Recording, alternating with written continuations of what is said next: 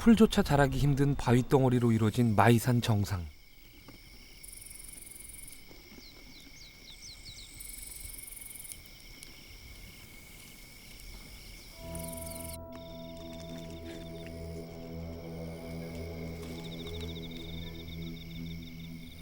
그런데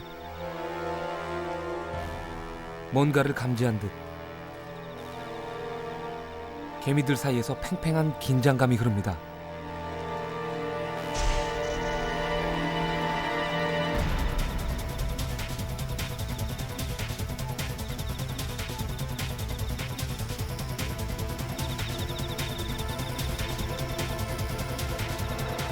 적의 침입, 목숨을 건 사투.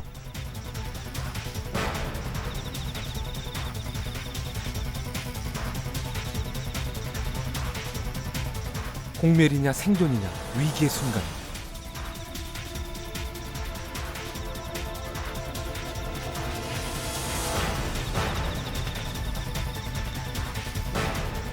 세 시간의 질긴 싸움 끝에 녀석들은 자기 몸보다 수십 배나 큰 적을 제압합니다.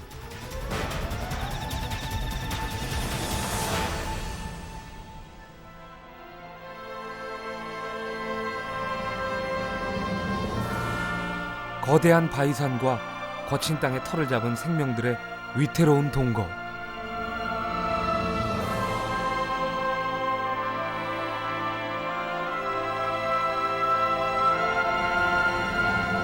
그 속에 1억 년의 비밀이 담겨 있습니다.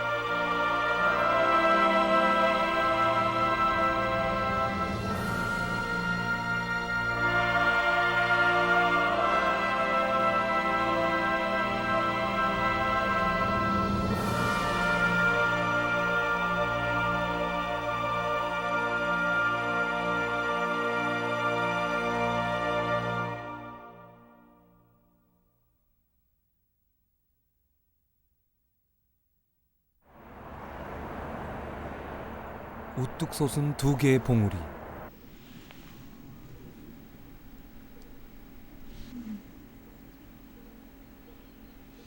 메마른 기운만이 감도는 한겨울의 마이산.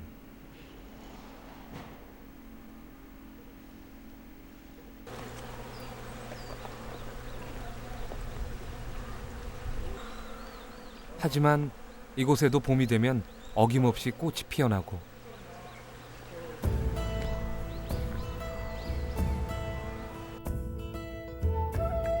수백 년 된 탑의 전설이 척박한 돌산에 신비로움을 더합니다.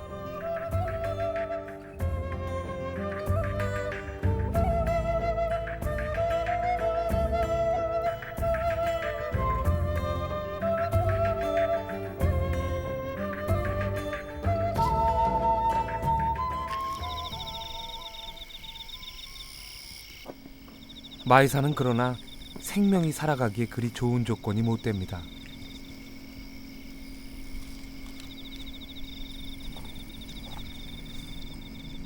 메마른 돌산은 풀 한 포기조차 온전히 자라는 걸 허락하지 않기 때문이죠.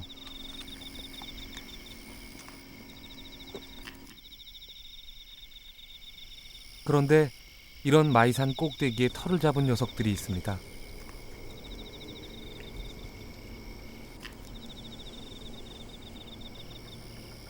얼룩개미입니다.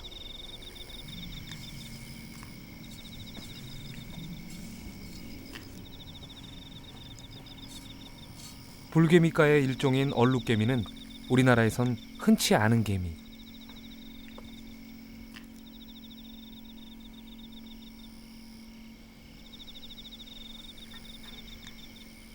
보통 개미들은 흙이 충분한 곳에 집을 짓고 사는데 얼룩개미들은 이곳 산꼭대기, 바위 틈과 나무 밑둥에 집을 지었습니다.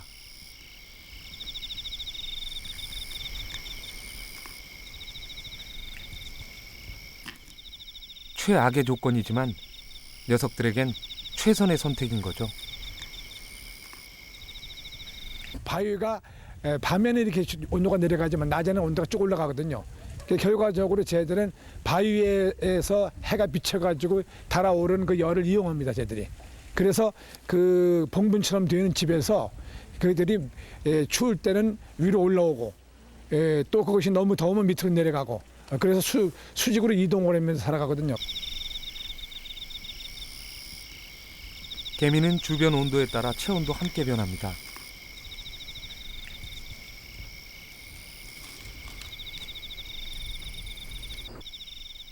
낮 동안에 따뜻해진 바위는 열을 공급받을 수 있는 유일한 수단.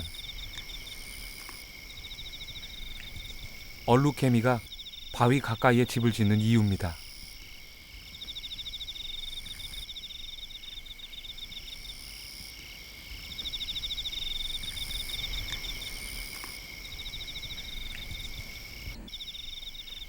개미 중에서도 크기가 크고 사납기로 유명한 얼룩개미.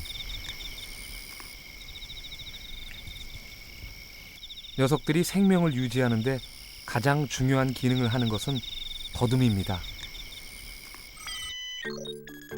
얼룩개미들은 마치 수화를 하듯 쉴 새 없이 더듬이를 움직여 신호를 교환하죠.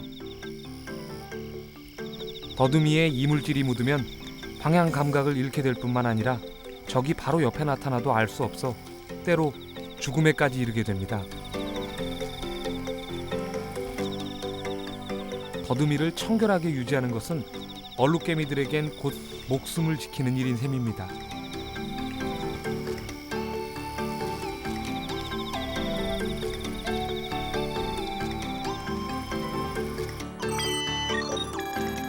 톱니 모양의 크고 날카로운 턱은 입과 손이자 가장 좋은 무기입니다. 잡식성인 녀석들은 생존을 위해 종종 위협적인 곤충들과의 전쟁도 서슴지 않는데 이때 턱은 강력한 무기가 되는 거죠.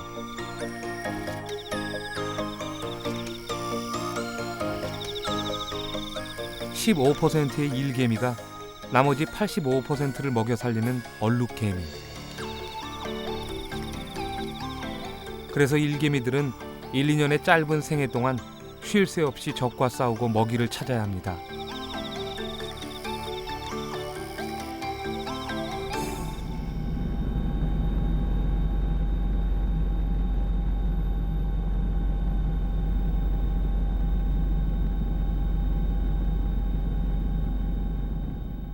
자연이 만들어낸 독특하고 기이한 형태의 마이산.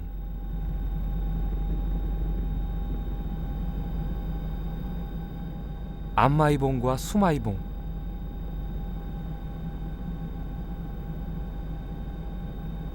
지난해 고원지대에 솟은 두 봉우리는 언제 어떻게 만들어진 것일까요?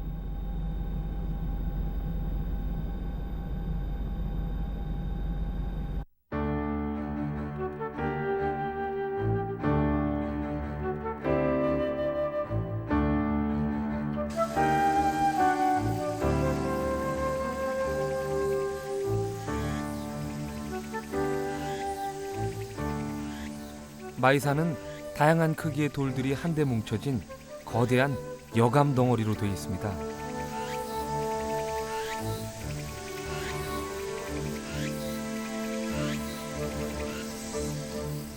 (2mm의) 아주 작은 돌부터 (1m에) 이르는 바위까지 엄청난 수의 돌들이 단단하게 뭉쳐 이루어진 거죠.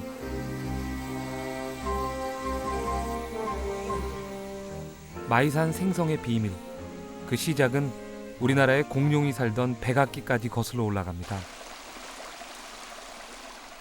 1억 년 전, 간헐적으로 아주 큰 비가 내리면서 비에 휩쓸려 내려온 돌들이 평지였던 지역에 쌓이게 되고,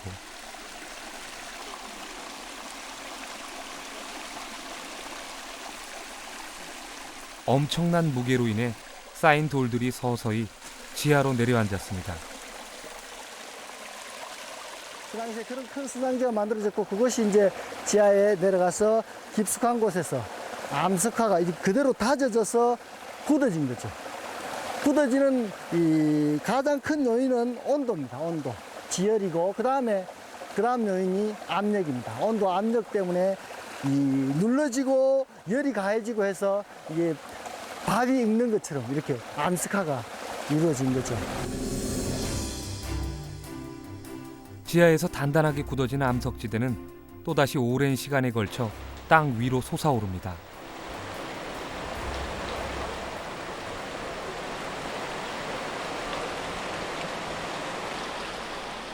그리고 비와 바람에 의해 풍화, 침식이 수천만 년간 반복되면서 두 개의 봉우리로 남게 된 거죠.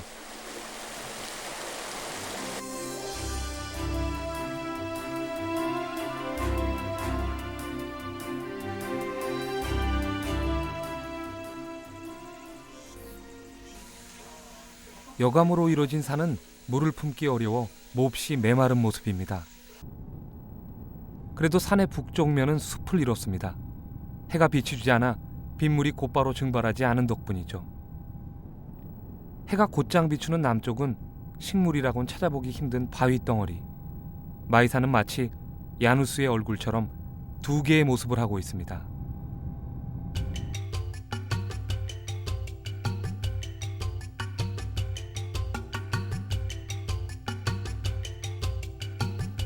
수백여 개의 산이 뾰족하게 솟아오른 중국의 계림. 그 형태가 마치 수많은 마이산들이 솟아있는 듯 보입니다. 하지만 두 지역의 산은 사실 전혀 다른 과정을 거쳤습니다. 땅 전체가 융기했다가 물은 석회한 부분이 빗물에 녹아 깎이면서 봉우리가 만들어진 계림의 산들과 달리 마이산은 퇴적암층이 지하에서 단단하게 굳은 뒤 서서히 솟아올라 만들어진 산입니다.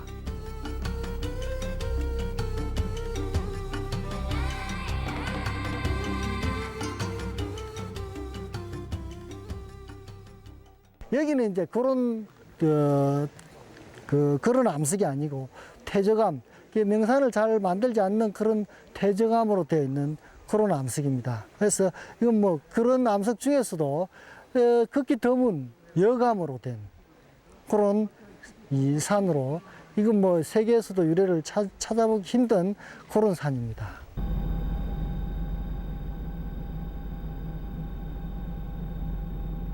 이곳에는 눈에 띄는 특이한 지형들이 생성돼 있습니다.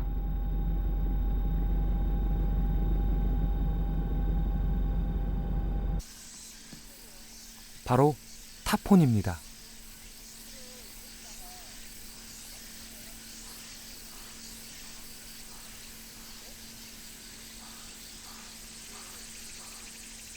마치 포탄을 맞기라도 한 듯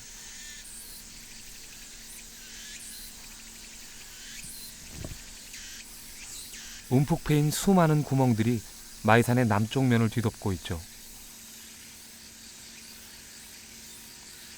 마이산에는 그 풍화지형으로서 내륙에서는 굉장히 보기 힘든 그런 특이한 지형이 발달되어 있습니다. 타폰이라고 그러는데, 타폰이는 본래 그 코르시카 지방 해안 절벽에 발달되어 있는 그런 벌집 모양의 그런 풍화혈입니다. 풍화지형이죠. 풍화지형인데 여기 마이산에 가면은 그런 풍화혈이 이렇게 이 해안 지방이 아닌데도 독특하게 잘 발달되어 있어요. 프랑스 코르시카 지방의 말에서 유래됐다는 이름 타포니. 우리는 코르시카에서 이 같은 지형을 찾아보기로 했습니다. 코르시카 섬 최남단에 위치한 항구 도시 보니파시오.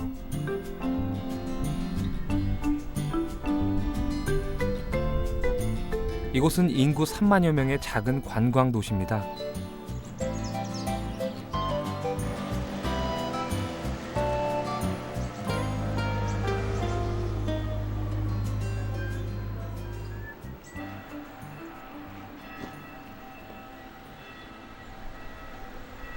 그런데 위험한 듯 그물이 쳐진 마을 뒷산.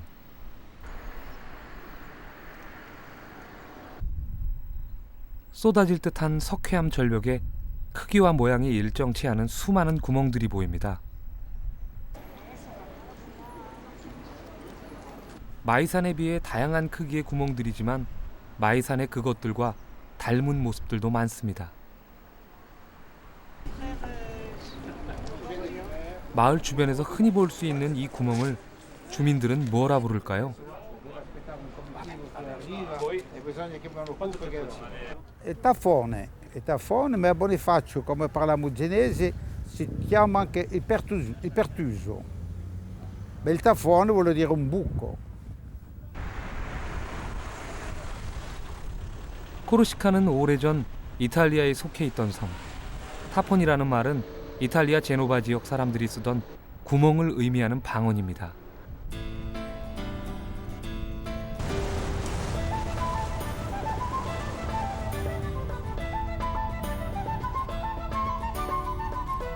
타포니는 코르시카의 해안 절벽에서 더 두드러집니다.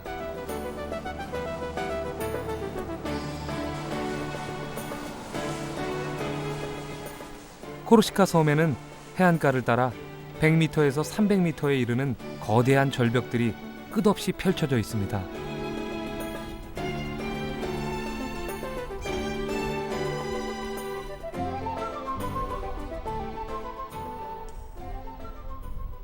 그 모습만으로도 장관을 이루는 해안 절벽의 크고 작은 타포니 지형들.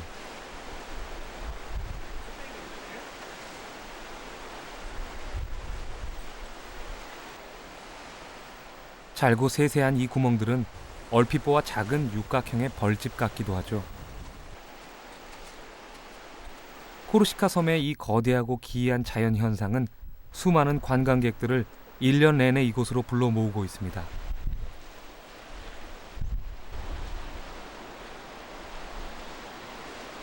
그런데 이처럼 거대한 타포니가 어떻게 해안가를 따라 형성된 걸까요? 그 비밀은 바닷물에 있습니다. 파도가 치면서 바닷물의 소금 성분이 바위 내부에 스며들어 작은 덩어리를 형성하고 이 소금이 얼고 녹는 과정을 거치면서 바위를 조금씩 부숩니다.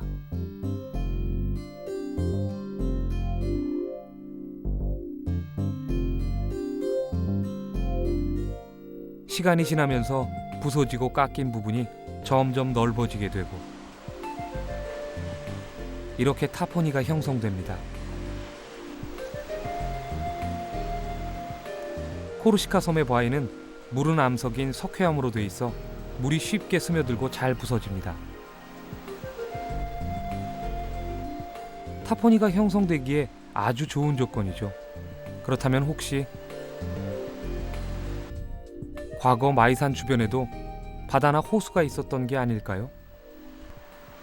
No, non vuol dire questo, vuol dire che la poca acqua a disposizione, per esempio che c'è nella differenza di umidità tra il giorno e la notte, comunque ha la possibilità di penetrare all'interno della roccia e questo è già sufficiente per generare questo tipo di processo.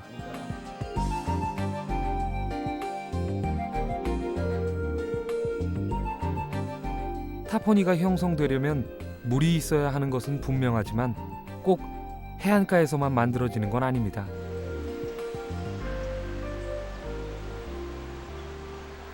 코르시카 섬 서쪽 내륙 지방 피아나에 있는 산들에도 마이산과 같이 움푹 패인 흔적들이 많습니다. 단단해 보이는 화강암 덩어리에 구멍을 낸 건 빗물과 바람입니다.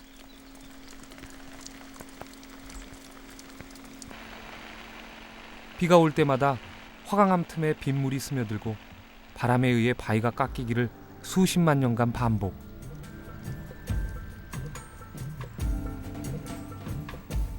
아마 해안가보다 더 오랜 시간이 필요했겠죠. 타포니는 물과 바람, 그리고 오랜 시간이 만들어낸 신비로운 자연의 산물인 겁니다.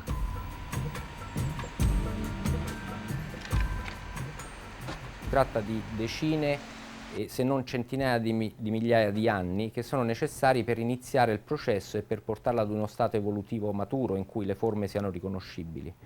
E quindi è un processo, diciamo, che naturalmente è lento per quello che noi, per la scala temporale degli uomini, ma che in geologia può essere però un processo molto veloce.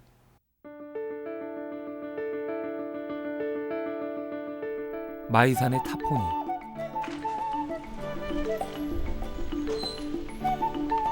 그런데 이곳엔 작은 구멍들을 둥지 삼아 사는 녀석들이 있습니다.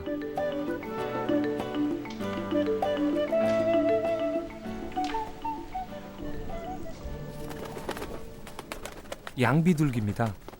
인적이 드문 해안 절벽이나 바위산에 주로 사는 이 녀석들은 아주 오래전부터 마이산 암벽에서 살고 있습니다.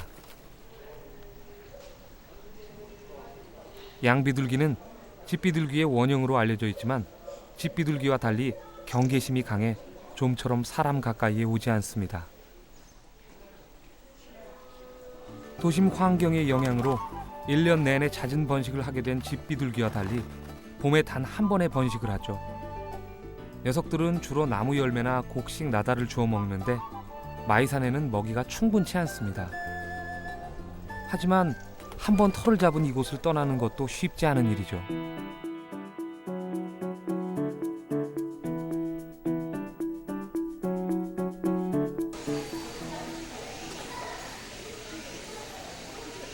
산 아래에서는 뱀과 두꺼비가 사투를 벌이고 있습니다.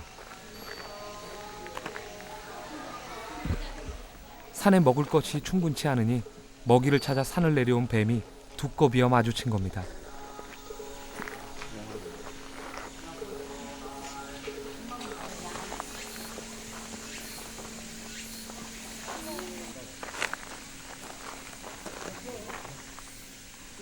살기 위해 죽을 힘을 다해 도망치던 두꺼비는 힘 한 번 못 써보고 죽을 처지에 놓였습니다. 인가로 내려오는 위험을 감수한 덕에 뱀은 당분간 먹이 걱정을 하지 않게 됐습니다. 이런 포식 또한 매우 드문 일일 테죠.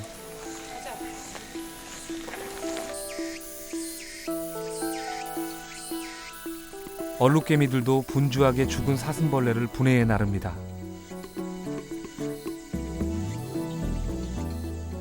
여름에 먹이를 충분히 모아두지 않으면 바위산의 겨울을 버티기 힘들 테니까요.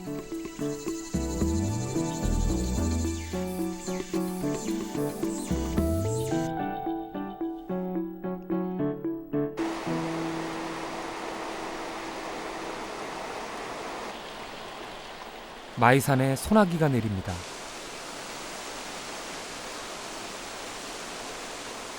메마른 돌산을 촉촉하게 적신 빗물들은 산에 스며들어 산 생명의 근원이 됩니다.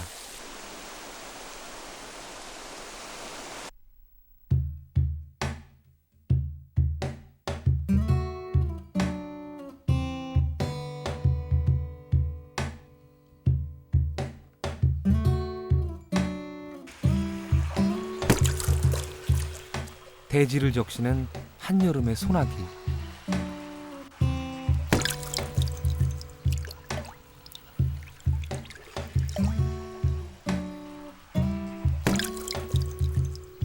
갑작스러운 소나기가 미처 몸을 피하지 못한 얼룩개미들에게는 때 아닌 물벼락과도 같습니다.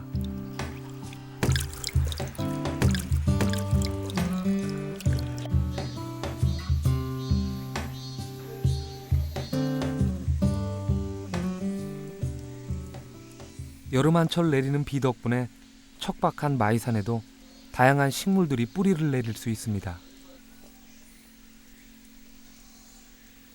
하지만 뿌리를 내리더라도 바위산의 악조건에 적응하지 못하면 자리를 잡기 어려운 일이죠.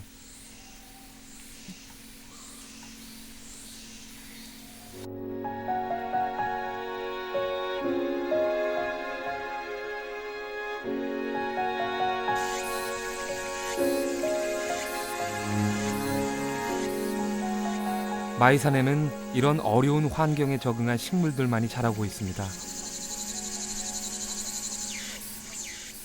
넉줄 고사리와 부처손, 구실사리 등 물을 저장하는 능력이 뛰어나 한 번의 비로 몇 달을 견딜 수 있는 암벽식물과 건생식물들만이 자라는 것이죠.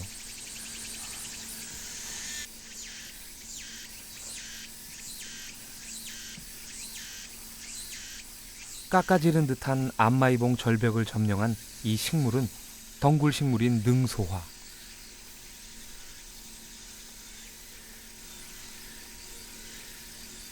보통 한 그루씩 자라는 줄사철나무는 마이산에선 특이하게 군락을 이루어 천연기념물로 지정이 됐습니다.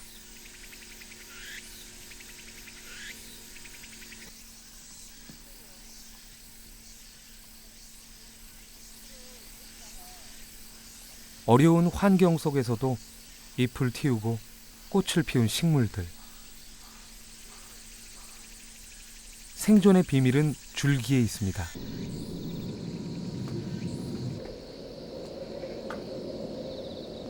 줄기 마디에서 뿌리가 났죠. 이 뿌리가 바위를 이렇게 붙들고 올라가는 부착근 역할을 하는데요.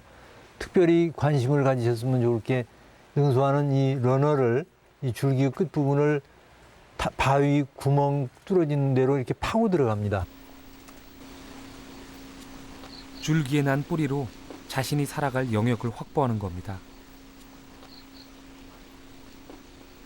동물은 날아다니고 기어다녀서 구멍을 뚫고 들어간다고 그랬고, 식물은 그럴 수 없으니 뿌리를 붙이고 몸을 붙이고 감고 뚫고 들어가서 적응하고 사는 것입니다.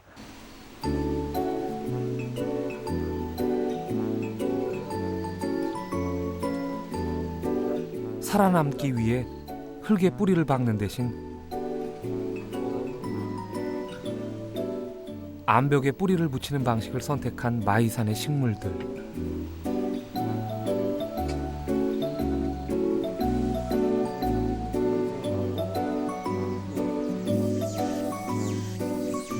환경에 적응한 식물들은 꽃을 피우고 열매를 맺으며 그렇게 마이산의 일부가 됐습니다.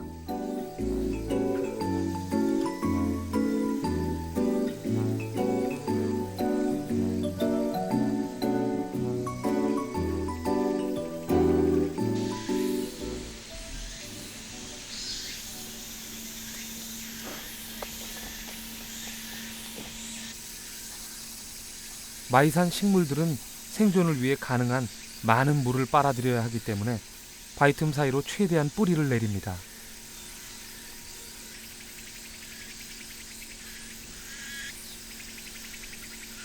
하지만 그렇다 하더라도 모든 빗물을 흡수할 수는 없겠죠.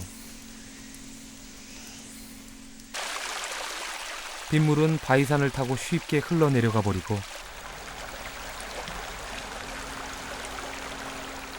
산 아래로 흐른 빗물은 조그만 냇가를 이뤄 또 다른 생명들에게 삶의 보금자리가 됩니다.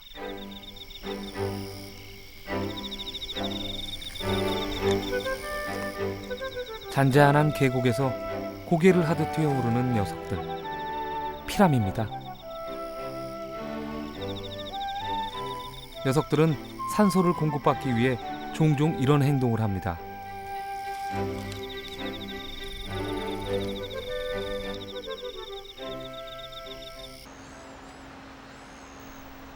섬진강의 최상류인 마령천. 이곳은 밑바닥이 훤히 비칠 정도로 물이 깨끗합니다.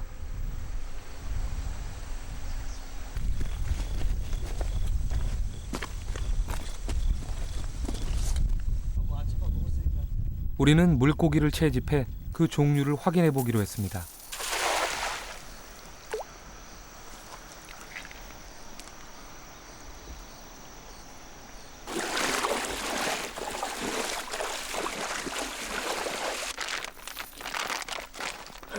이날 우리가 확인한 물고기는 모두 20여 종.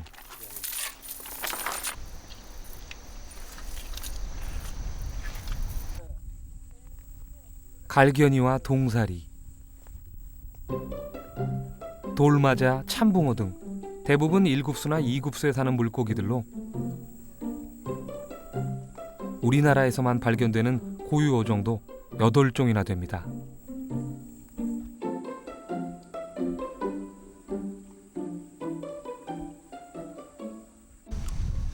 자, 역시 또 참갈견이 아까 이 그 참갈견이는 우리나라에 있는 고유종 어류입니다. 근데 최근에 한 종으로만 알려져 있었는데 저희가 이거를 조사해 보니까 전혀 보고되어 있지 않는 세계 처음으로 보고되는 신종입니다. 그래서 저희가 이름을 참갈견이 그렇게 보고를 했고 우리나라가 있는 아주 고유 어종입니다.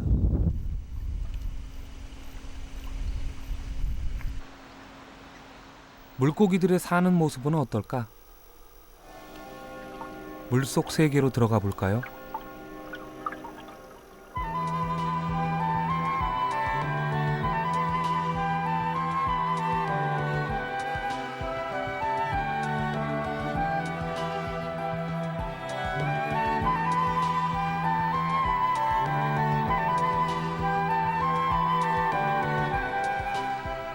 작은 내까지만 생각보다 많은 물고기들이 사는군요.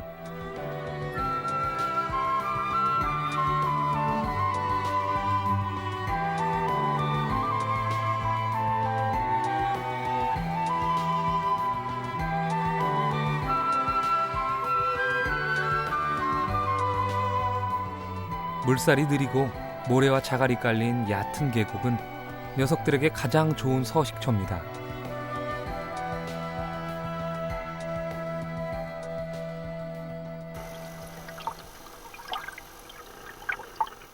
몸 가운데 검은 줄이 선명한 이 녀석은 돌고기입니다.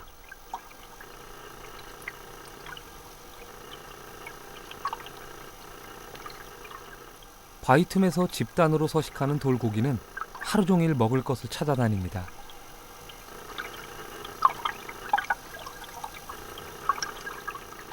그 먹성이 어찌나 좋은지 옛날에는 물속 돼지고기라 불릴 정도였다는군요.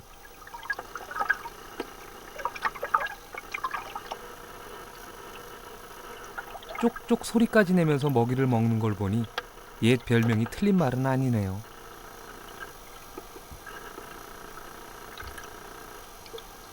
미꾸리과의 왕종개는 혼자 생활하는 것을 좋아합니다. 몸 길이가 짧은 것을 보니 올 봄에 태어난 녀석인가 봅니다.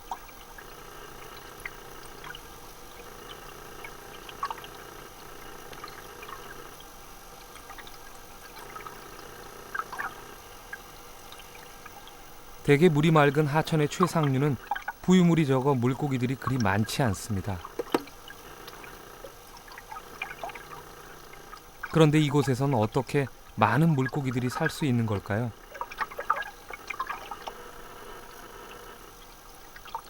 수초와 바위가 많은 냇가의 환경, 이것이 비밀의 답입니다.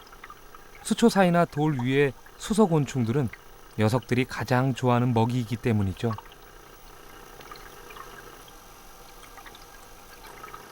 여기 보면 지금 수서곤충들이 굉장히 많이 있습니다. 날돌의 종류라든지 또 경기도 잠자리 유충도 많이 있죠. 수서곤충들이 이런 부착줄을 먹게 성장하게 되어 있고, 또한 이거 먹고 난 이 수서곤충을 누가 먹냐면 바로 위에는 그 물고기가 먹게 되어 있습니다. 그래서 이것이 없다 그런다면 물고기가 없고, 또 이것이 많이 있다 그런다면 그 위에 있는 물고기라든지 아니면 다른 그 종류들이 훨씬 많다는 거죠.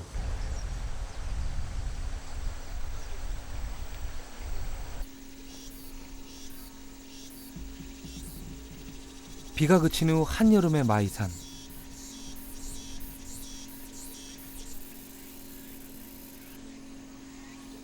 돌틈 사이로 풀과 나무들이 자라 숲을 이뤘습니다.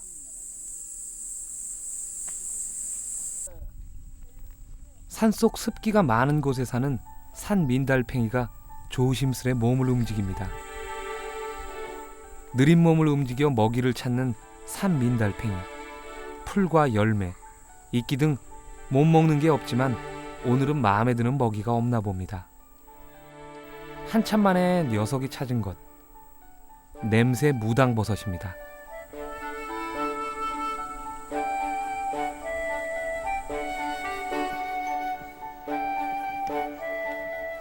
식물 중에서도 생존력이 강한 버섯은 마이산의 척박한 환경에도 굳게 털을 잡았습니다.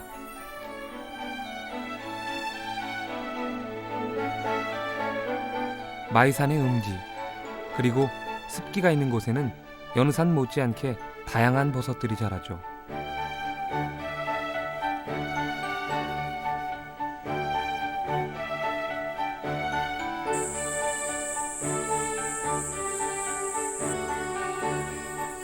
그런데 마이산의 버섯들은 조금 특이합니다.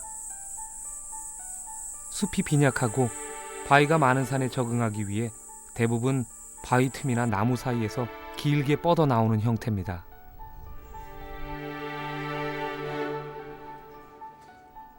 말 안장버섯은 돌에 뿌리를 박고 자랐네요. 대저러고 돌틈, 맨땅 그런 데 많이 나는데 지금 이건 신기하게도 이 돌틈은 맞고 바위가, 그런데 요 이끼가 있는 요것에 났습니다. 이런 것들은 조금 이제 특이한 거죠. 이 말안장 버섯 중에서도 우리나라에 그렇게 많은 종류는 아닙니다. 이제 지리산, 그다음에 지금 여기 처음 제가 봤습니다. 이런 걸 우리가 희귀종이라고 보통 부르죠. 희귀종. 스스로 번식을 할 수 없는 버섯은 반드시 다른 무언가의 도움을 받아야 합니다.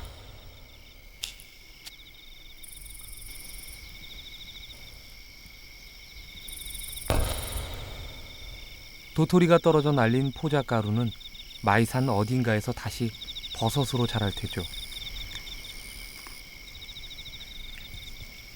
세발버섯은 고약한 냄새의 포자덩어리로 파리를 유혹합니다. 버섯에 앉은 파리에 포자가 묻으면 다른 곳으로 날아가 번식이 되는 겁니다.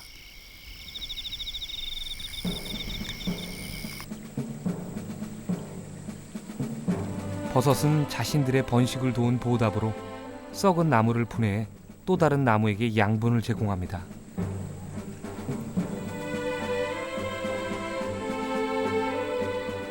숲은 이렇게 서로를 도우며 강한 생명력을 지니게 됐죠.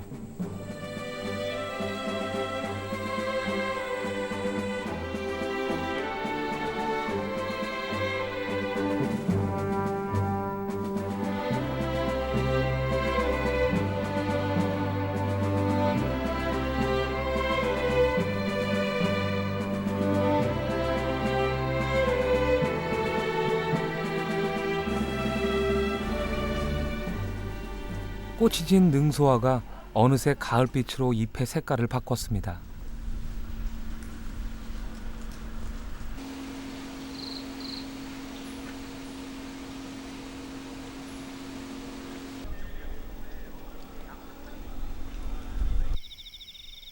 얼룩개미들도 더 분주해졌습니다.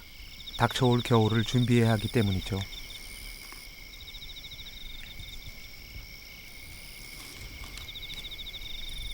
녀석들은 여름 내내 식량을 비축한 뒤 겨울엔 깊숙한 곳으로 내려가 활동을 하지 않습니다.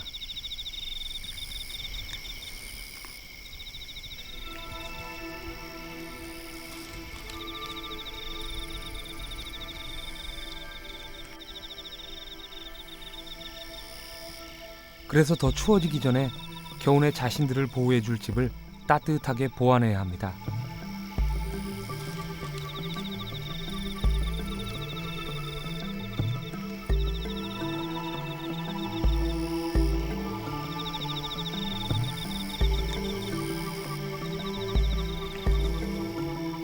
녀석들은 보통의 개미들과는 다르게 집을 꾸밉니다.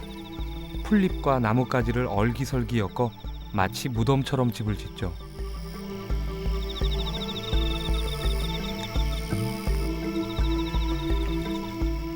집의 안쪽은 어떤 모양일까?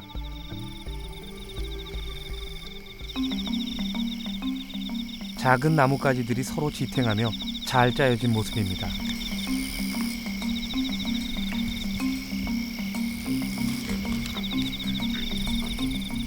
나뭇가지들은 집의 온도와 습도를 적당히 유지시켜주는 역할을 합니다.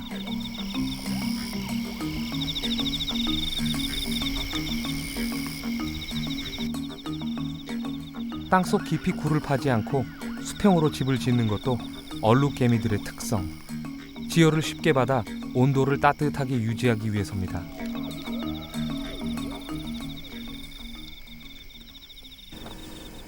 우리는 얼룩개미 집의 내부 모습을 좀 더 들여다보기로 했습니다.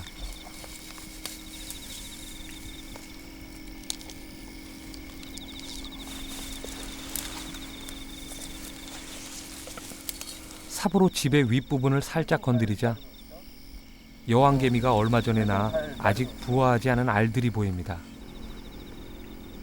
그런데 사나운 녀석들이 침입자를 두고 볼 리가 없죠. 알을 지키던 개미들이 먼저 공격을 합니다. 자신들의 집에 쳐들어온 침입자에 필사적으로 저항하는 얼룩개미.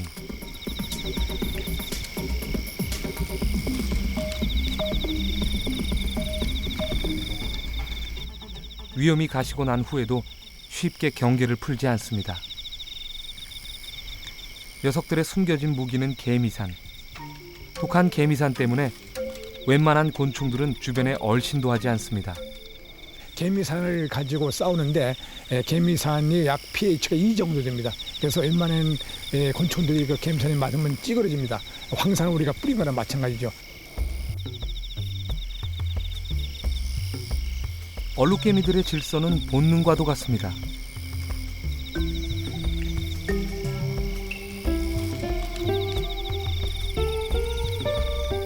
위급한 상황에는 양분을 뱉어내 나눠 먹는 끈끈한 동료애를 발휘하죠. 외부에 대한 철저한 배척과 동료애, 이는 종족을 유지하는 녀석들의 본능이자 질서입니다.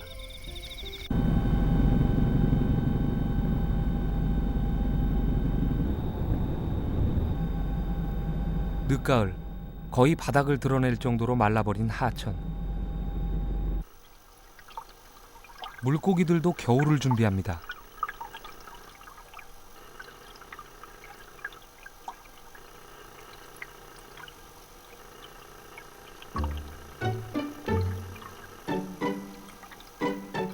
보호색으로 몸 색깔을 바꾸고 바위 위에 착 달라붙어 꼼짝을 하지 않는 동사리.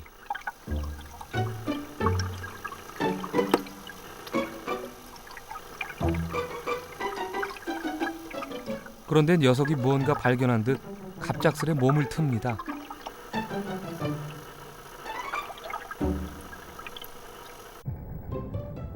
텃세가 심한 동사리는 자신의 공간에 다른 물고기가 들어오는 것을 절대 용납지 않습니다.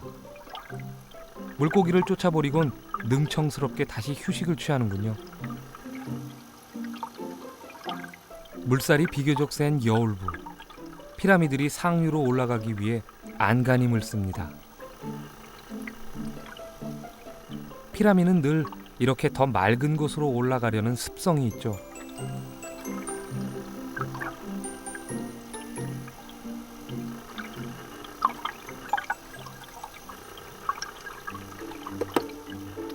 비슷한 색깔의 물고기들 사이에서 유독 눈에 띄는 녀석이 있습니다. 미러입니다.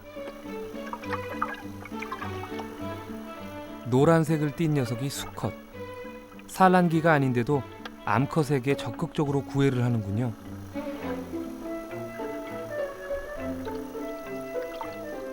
녀석은 암컷이 마음에 쏙 들었나 봅니다. 계속되는 수컷의 구애를 산란기가 아닌 때에도 과연 받아줄까요?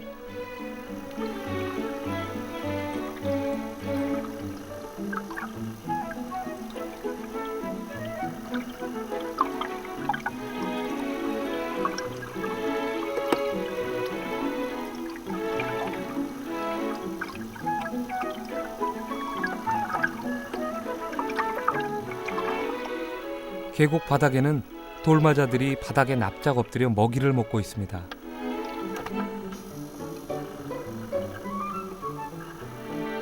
돌을 던지면 맞을 정도로 숫자가 많다는 의미에서 붙여진 이름 돌마자.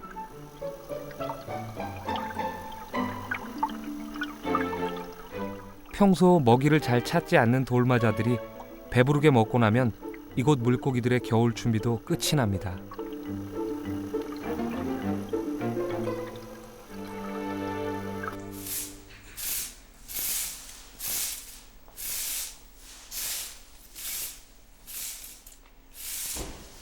마지막 남은 능소와 잎들이 다시 자연으로 돌아갑니다.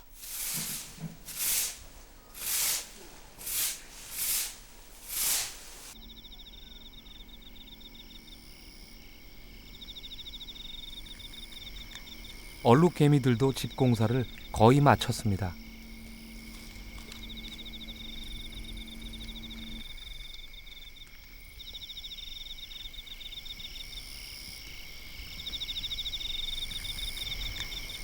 이제 눈이 내리기 전까지 부족한 먹이를 충분히 저장하고 겨울을 맞아야 합니다. 한 녀석이 조금 이상합니다.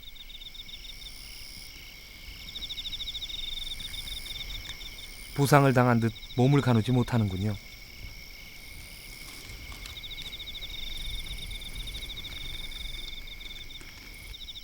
녀석들의 질서는 때로 잔인하기도 합니다.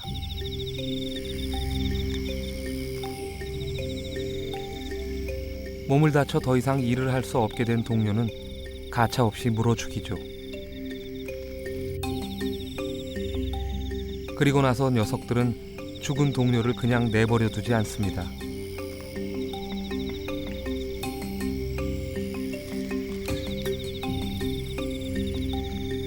동료를 입에 물고 어디론가 가는 녀석. 대체 죽은 개미를 어디로 데려가는 걸까요?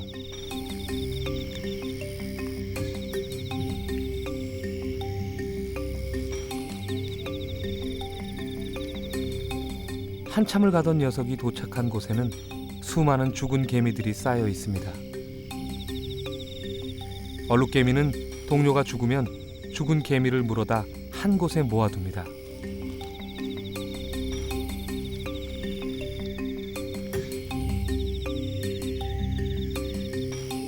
열악한 환경에서 살아남기 위해 더욱 냉혹한 질서를 만든 건 아닐까요?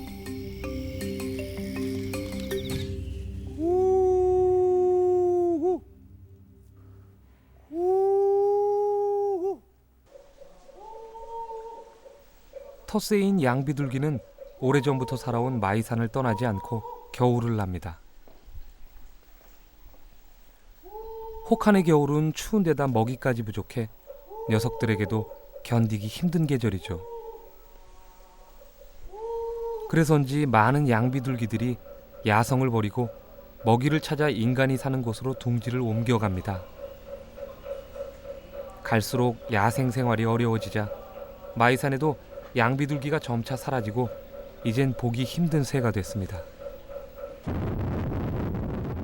우리는 남아있는 양비둘기를 찾아보기로 했습니다.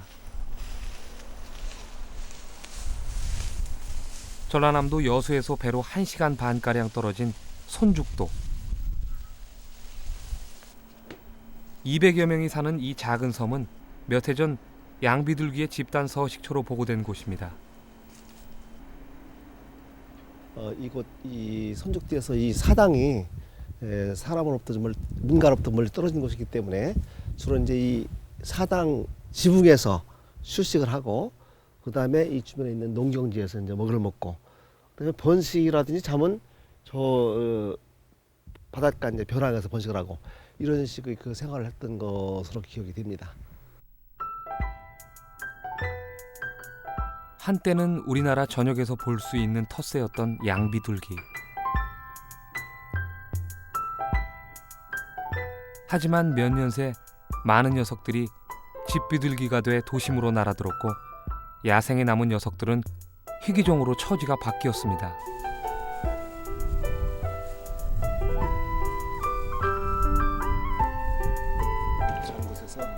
사람의 손길이 거의 닿지 않아 양비둘기의 좋은 서식처였던 이곳 역시 예외는 아닙니다. 이제는 해안 낭떠러지에서조차 양비둘기의 흔적을 찾을 수 없게 됐죠.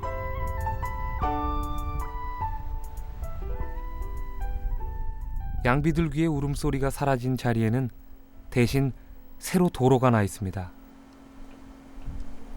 아무래도 낭비들기는 인간의 간섭으로부터 벗어나려는 그런 야성이 있기 때문에 그들이 살 수 있는 그들만이 살 수 있는 이 절벽의 어떤 아늑한 공간이 필요한데 최근에는 여러 가지 각종 개발로 인해서 그들의 서식지가 파괴된다고 볼 수가 있습니다. 직접적인 파괴가 아니더라도 그 가까이에 있는 어떤 도로가 난다라든지 개발이 되면은 이들은 또 그것을 피해서 다른 데로 도망을 가거든요.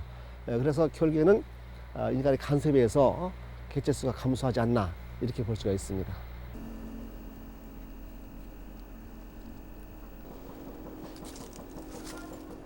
마이산도 최근 변화를 겪고 있습니다. 안마이봉 꼭대기까지 계단을 만들고 산책로를 조성해 사람들이 다닐 수 있게 만드는 공사가 진행되고 있는 겁니다.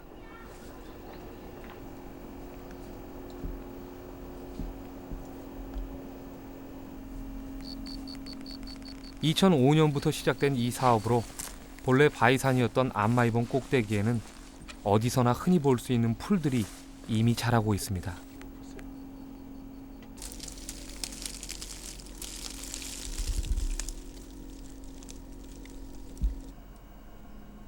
가장 먼저 변화를 감지한 얼룩개미는 사람의 손이 닿지 않은 아래쪽으로 집을 옮겨야 했습니다.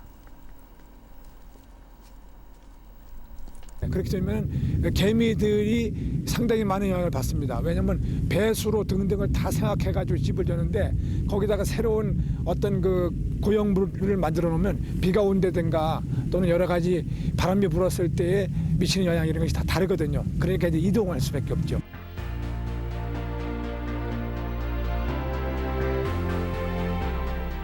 척박한 산.